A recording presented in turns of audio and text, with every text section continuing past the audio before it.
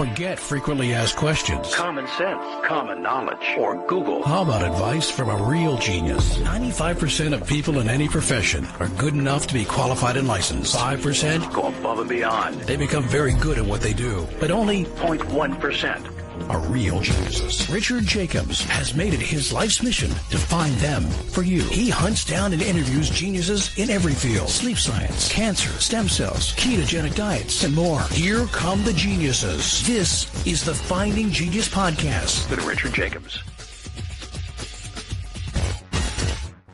Before we begin, a note from our sponsor.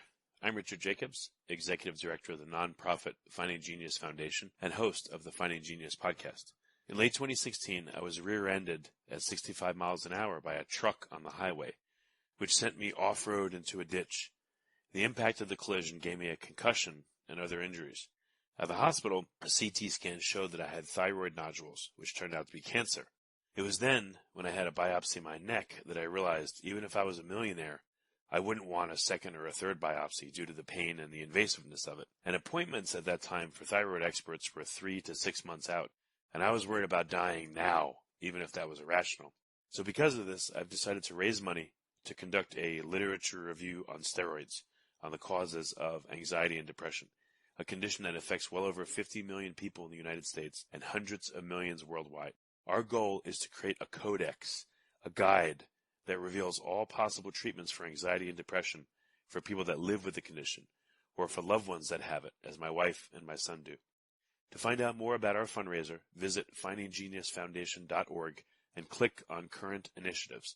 And now to our guest. Hello, this is Richard Jacobs with the Finding Genius Podcast, now part of the Finding Genius Foundation. A quick note about the foundation. We're working on our anxiety and depression massive literature overview. So the goal here is to go through 5,000 plus lectures, peer-reviewed papers, videos, etc., and condense it all into a resource, low cost or no cost, for people suffering or people that know people that suffer from anxiety and depression. So to find out more about the project, go to findinggeniusfoundation.org. And today my guest is Professor Nick Oberlies. He's a distinguished professor of chemistry at University of North Carolina in Greensboro. And we're going to talk about fungi and bioactive compounds associated with them. So Nick, thank you for coming.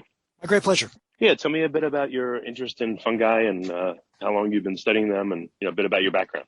Sure. So my background is in what I would call natural products chemistry. The technical term for it is pharmacognosy, which basically means that we're the guys who go out in nature and try to discover compounds that either could become drugs or are the ideas for new drugs.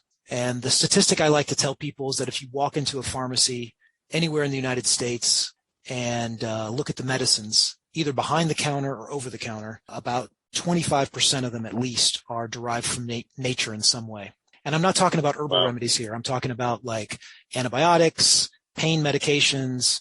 Aspirin is derived from a natural product. And if you get into the anti-cancer and anti-infective space, which is where I do a lot of my research, it's more like 65%. So if you're being treated for cancer at all, there's a more than 6 chances in 10 that you're being treated with a natural product or something that was derived therefrom. So that's what we're trying to do.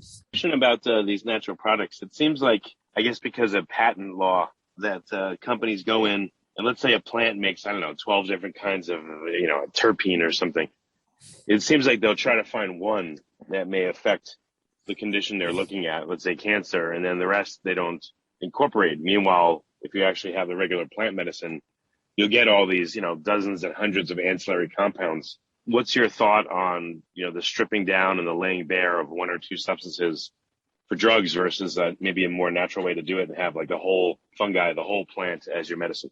Well, I think it depends on what your end goal is. I think if your end goal is something acute, like you have cancer, which means you've got cells in your body that are dividing at a way that they should not be and are overtaking your body, I believe that the approach of using something that's going to target it in a very specific fashion, you probably want to go after one compound as opposed to a mixture. And that doesn't mean the mixture is necessarily wrong, but you have to ask yourself, how are you going to deliver that mixture, right? Whereas if they're analyzing one compound, they're going to figure out how to put it in some sort of vehicle, often called an excipient, so that it can be delivered to you either orally or in your veins. But you can't really do with a mixture, like a multi-component mixture in that same sort of way. So I would now that is to contrast. I noticed that you were advertising for what you guys are studying on anxiety. I mean, I think in the realm of herbal remedies, there's plenty of evidence that these multi-component mixtures work for different things. If you look at a lot of that herbal remedies literature, it's mostly not for like an acute condition. It's not for cancer, where you're going to die in a few months if you don't have a treatment. It's more for something like anxiety, where you, like somebody once said to me, anxiety is like always having your foot on the gas of a car, and you want something to sort of take the foot off the gas, right? Are you saying that herbal remedies are more for chronic conditions versus acute, and acute is where you need to strip down to one compound, let's say? I would say as a typical scientist, it's hard to like sort of narrow me into one answer like that, but I would say, yeah, I would be sort of in that direction of that answer, that in a chronic condition, maybe an herbal remedy's got a better shot than an acute condition. Yeah. I've noticed I've taken various drugs for things, and I've also done some herbal remedies. Herbal stuff seems to be a lot softer. Drugs are more like a punch, like, and some of the effects that you come down from them off of can be, they seem to have more withdrawal effects than, let's say, an herbal remedy. I know I'm generalizing, but yeah, it's just a generic difference I've seen between the two. Yeah, I would agree with that. And if you had cancer, like if you had, I mean, you're a man, but let's say you were a woman and you had ovarian cancer, you could die in a few months if they didn't hook you up to an IV and fill your veins up with some of these acute drugs. And the side effects are bad. I mean, I know my own mother has been treated with some of these. And so I know firsthand there are very bad side effects. That being said, if she didn't have the treatments, she would have died in a couple months, right? So you have to weigh sort of the pros and cons of that. Well, tell me about some of these compounds. You focused more on fungi, or are you working on plants as well? And in the fungi world, like what's interesting and unique about it medicinally? Yeah, so a lot of the research in my group is focused on anti-cancer drug discovery from fungi. And when we say fungi, I think one of the common misconceptions is everyone thinks, oh, you must mean mushrooms. And I don't mean mushrooms. It's not that I don't like mushrooms, but the fungi can be divided into many different sort of subcategories. And mushrooms are typically what are called basidiomycetes. And we're looking at organisms that are most commonly referred to as Ascomycetes. Ascomycetes are what penicillium is, and penicillium is what led to penicillin, if you just want to put all that in perspective. So what is Ascomycetes, like the hyphae or the mycelium of the mushrooms? Yeah, exactly. I mean, I'd have to get my mycology colleague to give you the hardcore details, but a basidiomycete has like a mushroom fruiting body, just like you see, when you go to the grocery store. That's the part of the mushroom that is disseminating the spores so that the organism can grow on for generation and generation. Ascomycetes do it slightly differently. That's kind of how I would subdivide them in kind of a layman's sense. But the bigger point is that we can grow them in the laboratory quite effectively. We can grow them in petri dishes. We can grow them on different substrates. And what my lab does routinely is grow a whole bunch of those, hundreds and hundreds a year, and routinely screen them against biological targets. So see, can we kill cancer cells? Can we kill the malaria parasite? Can we kill a bacterium? For ease of use, though, do you use the entire fungi first, and then if it works, then you strip out what you think was the particular compound that worked? Exactly. Yes, you're spot on. We make an initial extract, which would be that multi-component mixture that you were talking about of probably dozens, if not scores of compounds. And then when we find one that's active, meaning it kills the cancer cell, we will then, it's what's called bioactivity directed fractionation. We do a series of experiments to strip out those that are not potent and focus on the ones that are potent for the biological activity. Before we continue, I've been personally funding the Finding Genius podcast for 4.5 years now, which has led to 2,700 plus interviews of clinicians, researchers, scientists, CEOs, and other amazing people who are working to advance science and improve our lives and our world. Even though this podcast gets 100,000 plus downloads a month, we need your help to reach hundreds of thousands more worldwide. Please visit findinggeniuspodcast.com and click on Support Us. We have 3 levels of membership from $10 to $49 a month, including perks such as the ability to see ahead in our interview calendar and ask questions of upcoming guests, transcripts of podcasts you're interested in, the ability to request specific topics or guests, and more. Visit findinggeniuspodcast.com and click Support Us today. Now back to the show. How often do you start with the initial mixture of compounds, and then when you try to isolate out a compound or two, it doesn't work? Are there situations where only the original fungi will work with all the ancillary compounds? There are certainly situations where it happens, but it's not very common. I would say it's more common that we can get it down to one or a handful of compounds, which is a misconception. Okay. A lot of people ask me that. The question you just asked, a lot of people ask that question. A lot of people think, yeah, but shouldn't that mixture have some sort of properties? Maybe it does this, maybe it does that. What I have found over the years is that if you've got one that, again, we're looking at a very acute thing too. We're trying to kill a cancer cell, very defined endpoint. And so we find that usually there is a suite of compounds. They're usually structure related, all almost look alike, that will target that receptor, if you will, and will kill the cancer cell. Do you notice any difference before you strip out the bioactive compounds? If you leave them all in and you do an experiment side by side of the stripped down version versus the one with everything in it, have you done that? And if so, what's noticed? We've certainly done that experiment. What we find is as we strip it out so that it's more concentrated in the compounds that are killing the cancer cells, that the potency will go up on a per milligram basis. So if the activity was X at the extract level, it'll be even more potent as you start to strip it out. Does that make sense? So in other words, we're concentrating the biological activity. But what about, are there any trade-offs? Are there any side effects when you whittle down to one or two compounds, or it's just more potent and it's... I imagine that there are side effects, but our experiments are almost always in petri dishes and cell culture plates. So we're not putting them in animal models and human beings very often. We only do that with the best leads as we go along. So yeah, we see side effects for sure. The path of a compound. So it may start out in a fungi. You test it, let's say side by side. You start stripping away compounds. Eventually, you get down to, let's say, one or two.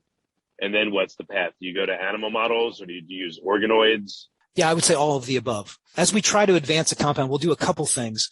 One of which is we've got to determine the structure of the molecule. So that's actually a big part of our business, is not only stripping out so that we get to the most active, but then figuring out how is that molecule put together. Like people who are familiar with the periodic table, how are all those atoms put together, and what's the architecture of that molecule? Once we figure that out, one of our major things we often think about is how can we patent it? It turns out in the United States, you cannot patent, or I should say it's extremely difficult to patent the compound from nature. People will argue that it's already out there. You can't compound something from nature. And so we are often trying to tweak the molecules slightly so that we can develop a patent position. And while we're doing that, it's not just for the sake of patenting, it's also to perhaps enhance some property. Maybe it's got really poor solubility. Oftentimes natural products have very poor solubility in the kind of solutions you would want to put it into if you're going to swallow it as a pill or inject it in your veins. So we've got to optimize that. Might want to optimize the half-life, meaning how long it circulates in the body. So we're always kind of tweaking the molecule a little bit. And in that process, continually testing. If you like this podcast, please click the link in the description to subscribe and review us on iTunes. Certainly we'll test things against spheroids and other types of in vitro assays, but eventually we're going to go to a mouse model. And the goal is, can we give the mouse cancer, and we have some that are treated and some that are not. It is our goal that the ones that are treated live longer than the ones that are not, and do so in a way where they're not sick and losing weight and all of those things, that we're actually treating the cancer but not killing the patient, if you will, at the same time. So how are these mushrooms used? Are they used as an adjunct to chemo or in place of chemo, or how are they used ideally? I would say that once once we've isolated a compound, I would say our goal is to use it as a complement to chemotherapy. So if you were being, again, treated for chemotherapy for ovarian cancer, there's 2 or 3 key compounds that you would be treated with. It is our hope that ours would then be the 4th or the 5th compound in that mix. And that is because people, even if they're treated successfully in chemotherapy, drug resistance develops. And so oftentimes we're trying to discover a molecule that might kill a cancer cell in a way people had not anticipated previously. So that's called a mechanism of action. So if we have a new mechanism of action, the cancer might be developing a way to sort of get around whatever the drug is that they're currently being treated. If we can come up with a new way to kill the cancer cell, maybe we can kill it before it has a way to develop what's called drug resistance. Well, again, so you're using these with existing chemo, or are these used sometimes in isolation instead of chemo? I mean, I appreciate your question. We've never gotten something all the way to a human being, so I can't answer that. But my guess would be that we would use it as a complement. It's really hard to convince if you're going to go out to the clinicians of the world and they've been treating people using a certain series of compounds, it's really hard to convince them to stop using those.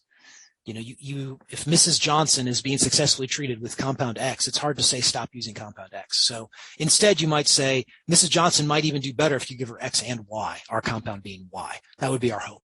So you say you haven't yet gotten into humans. What are the big hurdles?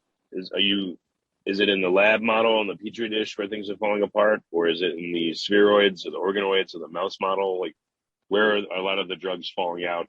There's a lot of people talk about in drug discovery that there's kind of this valley of death, that you have some great preliminary data in the early stages, and you can do a lot of things to a mouse, and how you get it from a mouse to a human being can take millions of dollars and a lot of time. So I wouldn't say we've had anything that we've given up on. We just continually keep trying to work towards it. So we've got to figure out, as I said, a better way to deliver it, a way to figure out how to get it into the organism, be it a mouse or a dog or a human, effectively. Sometimes with natural products, one of the problems could be supply. You're getting something from nature, maybe to solve the structure of something, to isolate a molecule, as you said, strip it out and solve the structure. We need less than a milligram, less than what would be at the tip of a spoon. If you tipped it like a spoon into like a big bowl of sugar, you don't need very much. But then if you're going to treat humans and do a whole bunch of humans, you might need kilogram quantities, right? So figuring out how you scale something up into supply could be an issue. Finding somebody to invest in these studies can always be an issue. Typically, we're going to the United States government with grants. You don't win every grant that you write. So there's certainly a lot of hurdles out there, man. I mean, I could go on and on with hurdles. I like to sort of think of the glass half full, and I'm just always moving forward. How do you do the initial selection of the fungi? Are there any environmental cues, like this fungi grows only in cool, dark environments? And so, yeah. I don't know if it'll translate to people, or this one comes after a fire and, therefore maybe it can withstand the heat of the body, or this one's in a low pH soil. Is there any of that initial selection? Yeah, those are great questions. And the answer is we do a little bit of all of that. On the one hand, we sort of take an approach of, well, let me back up a second. It turns out fungi are probably the second most diverse organisms on the planet, the most diverse being the insects. And people estimate that there's somewhere between 1.5 and 4.5 million fungi in the world. And less than 10% of those have been named, just given a name. Okay. So you've got a 90% chance of perhaps discovering a new fungus. So if you go with that theory, what we're often trying to do is uncover new biological diversity. Just like you said, go somewhere unique and collect samples. And our hope is that new biological diversity will lead us to new chemical diversity, meaning unique compounds. So where do we collect? We have a particular interest in fungi from aquatic environments. It turns out they're very understudied. In particular, freshwater fungi are highly understudied. And one of my colleagues often jokes that where there are fish, there are fungi. So we go to like state parks. We get permission, but we go to state parks and we will collect samples from streams and rivers and lakes and things like that. So we go to state parks because typically those are not polluted, or certainly less polluted than if you collected somewhere in a city. But we've also collected samples on campus, UNCG's campus where I'm at, collected them in people's backyards. I mean, it's amazing where we can discover new fungi. And when I say new, I don't just mean new genus and species. I mean, I'm talking about like new families and new orders of fungi up the tree of life, if you will. The other thing we do is just randomly go through them. We have a colleague who has a library of more than 50,000 fungi from around the world, and 50,000 is a lot to study. So we just randomly pull things out of his library of fungi and test them. So there's a little bit of random just going for it. There's a little bit of strategically going to certain environments. To one of your questions you asked, though, you said do you go someplace with a real extreme environment? We know people who collect samples in like former mine pits, places where there's been like copper mining and where the pH has been all messed up down there. And it's amazing. Life goes on. You can find fungi growing in those really crazy places where you couldn't go as a human and live very well. You can find fungi. So that is a strategy that some people pursue as well. Yeah. Is there a correlation, fungi that come from very wet, dark environments? Do they have particular characteristics versus ones that come from hot environments, let's say, or dry? I think the answer is, yeah, there probably are correlations. We've never done the study to say, is there a correlation between that and our ability to find something that's got good potential from drug discovery? which is what we're always thinking about. So, I mean, what are some of the themes or tropisms or predilections that you see amongst the fungi you study? Or is it just so varied that each one's a totally different universe? The answer to that is a little bit of both. I would say that one of the interesting things we find, a theme, okay, here's a theme that we find. We're often trying to discover new chemistry, meaning, there's only so many metabolites that have been discovered from fungi, compounds. And people who've done this work in the past have often worked on fungi that grow well in the laboratory, not surprisingly. So, mold grows really well on the bread, even in the back of your refrigerator, right? That's a form of fungus. So what we have found is that sometimes fungi that are a little difficult to grow, maybe they grow slowly, maybe they need some certain things added to the media that helps them grow in the laboratory. Sometimes those give us some of our best hits, some of our best structural leads. So we almost take an approach of kind of weeding out the fungi that grow almost too easily, which would be things like penicillium, aspergillus, things that most people have heard of, and instead try to focus on things you've never heard of before. And we can kind of tell that under a microscope when we first get started what these fungi are or what they are not. And yeah, so maybe the harder they are to work in the laboratory, maybe that gives you a better chemistry lead, if I had to come up with a theme. What kind of characteristics are you looking for in the compounds themselves? Yeah, the compounds, first of all, they've got to be potent. They've got to kill the cancer cell, or they've got to kill the malaria parasite really well, meaning sub-micromolar levels. I would say structurally, we're typically looking for things that might have a molecular weight that's not too large and not too small. There's kind of this Goldilocks paradigm that like somewhere in the middle range is good. We might be looking for something that has a structure that no one has ever seen before. That would be called a novel chemotype. Our theory being that a novel chemotype might interact with a receptor or an enzyme in a novel way. We also look for things that, well, one of the experiments we often do when we first get started on a new metabolite, we might figure out, can we trick the fungus into making a lot of it? Do we have to stress the fungus? Like, for instance, we just had a fungus, we published this about a year ago, where it probably made about 10 milligrams of a compound, so not very much. But we could get 20 times that amount if we grew it under a LED light the entire time. So we kind of stressed the fungus by growing it under lights for 24 hours a day, 7 days a week. That was kind of neat. That was kind of to make more compound. What kind of compounds, I guess, is what I was after. They're esters or aldehydes, or they're, I see. Particular types of structures that, fungi seem to produce in abundance that other, animals don't, or other plants don't, that seem to be useful. We run across esters quite often. We don't run across aldehydes very often. We occasionally run across carboxylic acids. It sort of depends on the fungus. Sometimes we find compounds that are built up of amino acids. So we'll say they're sort of derived from a certain pathway, or we'll find compounds that are of mixed biosynthesis, meaning they're partially a polyketide, partially amino acids, maybe partially a terpene. Yeah, we like things like that. The amino acid ones are cool, but sometimes the amino acid ones get too big. Like they might be a very large molecular weight, which might make it hard to make it druggable. I see what you mean. What about method of how it kills the cancer?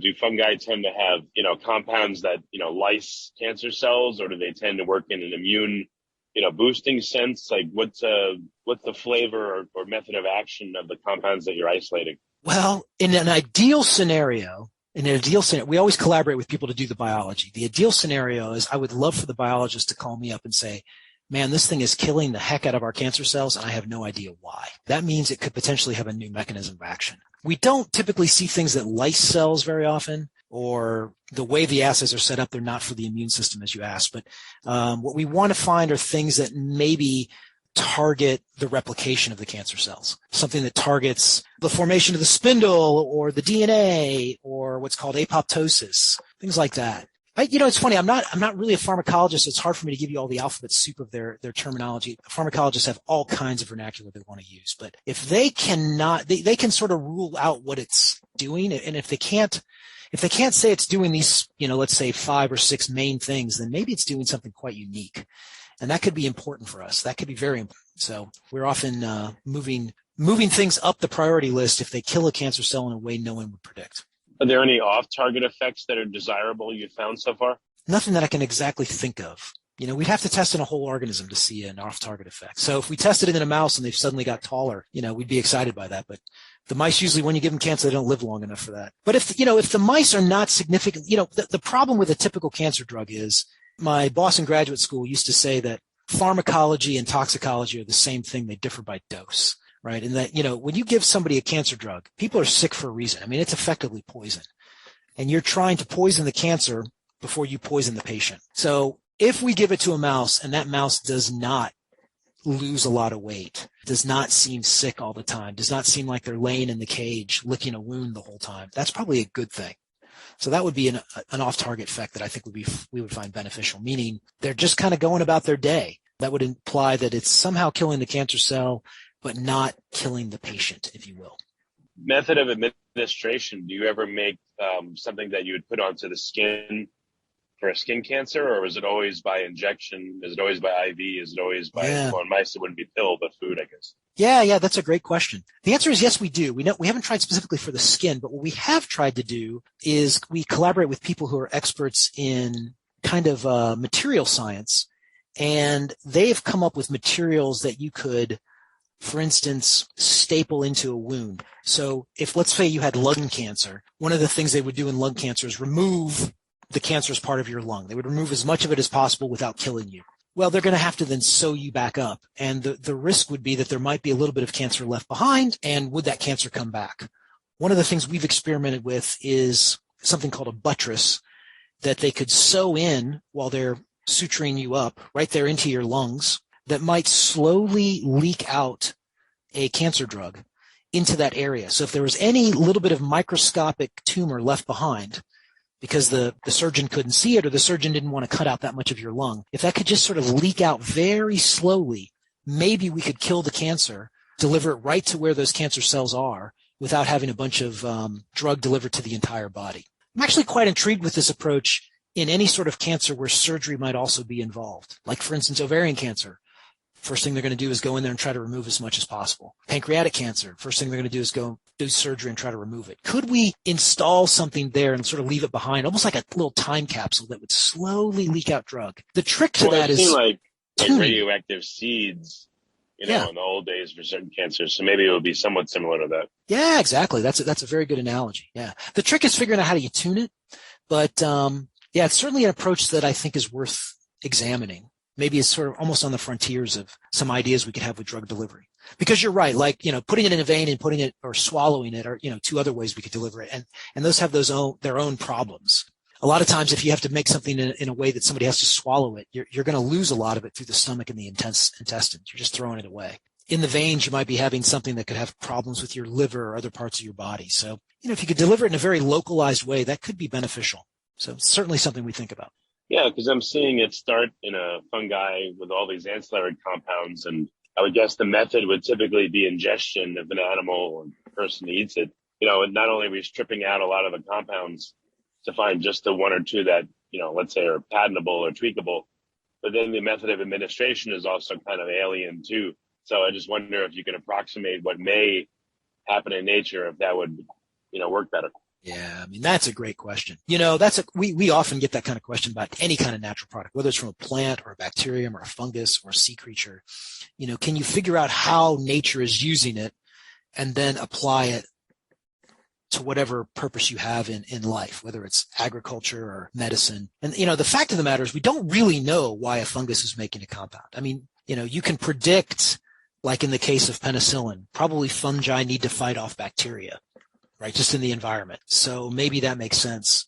With antifungals, you could sort of predict, well, fungi might have to fight other fungi for the same little piece of turf. When it comes to something like anticancer, I don't think a fungus is going to make a compound so that a human can fight its cancer, right? So figuring out what it does in that sense is a little tricky. But I will say that there is sometimes overlap between what has antifungal properties and what has anticancer properties. Maybe because both fungi and mammals are eukaryotes. So that is something we kind of think about. So what's anything promising that you can talk about that you're working on? Anything in the next year or 2 or 3 you think will be a breakthrough? I'm a very superstitious guy, so I wouldn't tell you we've got something that's going to be a breakthrough. But what I will tell you is that I would say if you would say what is the thing that we do in our lab that we sort of pride ourselves on, it is being able to scale things up to a level that other people could test it. I think maybe one of the misconceptions of science is that, a scientist sits in his lab or her lab and just works on something for their entire life and then tells the world about it. And in truth, science is like a big team sport.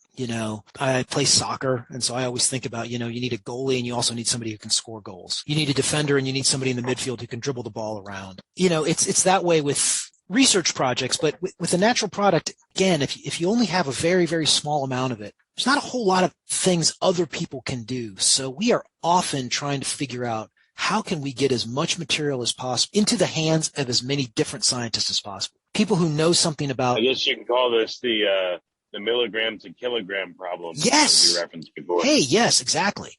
Yeah. How can we get into the hands of people who want to do synthesis? How can we get into the hands of people who want to figure out how to deliver it, like you were asking about delivering it locally? How can we get into the hands of people who want to figure out the mode of action? So I often I sort of think of us like an octopus, with like 8 arms out there, and every one of those arms is some collaborator who's trying to work on some other aspect of the drug discovery pipeline. And we're just always trying to feed them and try to learn from them. Like, one person might love the fact that we made it more water soluble. Somebody else might say that could be a problem. And so we got to sort of come to some sort of middle ground. So it's very, very collaborative science, extremely collaborative. Even on the side of like getting material to work on, no matter what sort of natural products chemistry you work on, you probably need a collaborator who, for instance, in my case, is an expert in mycology, an expert in fungi. Or if I was working on plants, I need an expert in botany. Or if I was working on coral, I need an expert in coral, right? To help me with just getting the samples and identifying the samples and getting access to the samples. If I was collecting some people, I've got colleagues who collect like marine sediments. Okay. So you've got to get bacteria out of the sediment that's like a mile down at the bottom of the ocean. Well, you need somebody to get you out there to get that sample, before you can do anything in the laboratory. So extremely, extremely, extremely collaborative is what I would say about natural product sciences. And I guess some of these substances, if they're hard to get, again, someone like you would come into play, where if you could scale it up to have, if something's a mile deep and it's very hard to get to, it would be very expensive and require a lot of expertise to get to it even once. Yep. So if you can amplify the samples brought back and have plenty of it to work on, that would solve a lot of problems for a lot of people that want to look at it. Absolutely. Yep. You're absolutely right. In fact, I like the fact you use the term amplify. I say that to the students all the time. Like, we want to amplify the supply, like turn it up, man, turn up the volume. Let's get a lot more of it so more people can hear about it. Well, very good. Well, Nick, it sounds like, you're working on like a massively expansive problem with so many moving parts that it's just hard to really characterize it. So I guess you're kind of a kid in the candy store with all this stuff, but there's just infinite amounts to do is what the feeling I'm getting is. Yeah, I think about that. I've been doing this for about 25 years of my career, and there's many times where I say to myself, it seems like there's more things I don't know than I do know. So maybe it's like that for all scientists, but I will say, one of the things I love about fungi is kind of that biology side that, like, almost everywhere we look, we discover new fungi. So that's kind of cool. I grew up as a kid reading National Geographic. I've always been intrigued by, like, who's the first to climb that mountain? Who's the first to discover this mammal? Who's the first to go see this cave? So who's the first to go work on this fungus? Is kind of what we do. I would also say that on the chemistry side, we love the fact that we can not only discover new chemistry, but then manipulate these organisms in the laboratory so that they can produce more of it, as you said, to amplify the supply. So I like being able to get things up to that kilogram scale. To be perfectly honest, we get it more to the gram scale, but if you add up enough grams, you get to kilograms. So do our best towards that. Well, very good. Well, Nick, what's the best way for people to find out more about your work? Where can they go? Oh, I would say on our website. If you just type in my last name, Oberlies, Oberlies, and UNCG. I'm the only Oberlies here. You'll find my website, and we have a list of all of our publications. I update it all the time. And even if you're not, if you're more of an amateur scientist, you should be able to look at the titles and the abstracts and sort of get an idea of what we're doing in the laboratory. Okay, well, very good. Well, Nick, thanks for coming on the podcast. It's very interesting what you're working on. Thank you. It's my great pleasure. If you like this podcast, please click the link in the description to subscribe and review us on iTunes. You've been listening to the Finding Genius podcast with Richard Jacobs. If you like what you hear, be sure to review and subscribe to the Finding Genius podcast on iTunes or wherever you listen to podcasts. And want to be smarter than everybody else? Become a premium member at findinggeniuspodcast.com.